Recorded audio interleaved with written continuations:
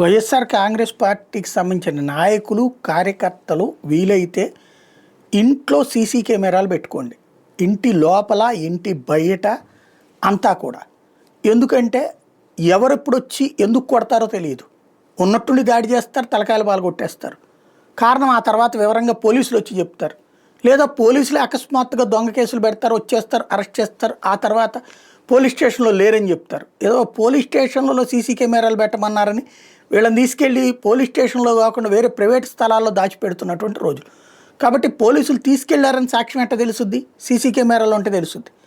ప్రతి ఒక్కళ్ళు ఇంకా 3 సంవత్సరాల పాటు తప్పదు వైఎస్ఆర్ కాంగ్రెస్ పార్టీ కార్యకర్తలకి నరకం. ఎందుకంటే రోజు పాప సాక్షిలో రాసుకుంటుంటారు, కనీసం జనంలో సానుభూతి కూడా ఉండదు. ఇదివరకైతే అయ్యయ్యో వామ్మో వాయ్యో అనేవాళ్ళు, ఇప్పుడు అట్లా అనటం కూడా పోయింది.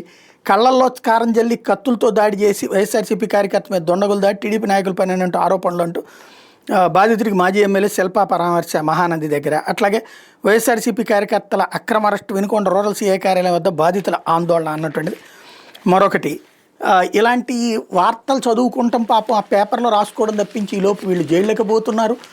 మొన్న మధ్యన ఒక నాయకుడు చెప్పినట్టుగా జైళ్లలో 70-80% మంది అంటే గంజాయి కేసుల్లో అరెస్టులు తప్పించి మిగతా వాళ్ళందరూ వైసీపీ వాళ్ళే ఉన్నారట. అనేక జైళ్ళల్లో ఇదే పరిస్థితుంది. దొంగ కేసులతో విపరీతంగా అరెస్టులు చేశారు, లోపల పెడుతున్నారు. అట్లాగే దాడులు కూడా అట్లాగే ఉంది. పోలీసు వ్యవస్థ తమ పని మానేసింది, పూర్తిగా రాజకీయ పరంగా పనిచేస్తుంది. కాబట్టి ఎవరి సెక్యూరిటీ వాళ్ళు చూసుకోవాలి. మీరు బ్లూ బుక్లో రాసుకుంటారు, లేకపోతే సొంత పుస్తకాల్లో రాసుకుంటారు, జేబుల్లో రాసుకుంటారు, అవన్నీ రాసుకోండి. కానీ ముందు ఈ ఎవిడెన్సెస్ ఉంటే తర్వాతనైనా ఏమైనా చేయడానికి వీలుంటుంది చట్టపరంగా.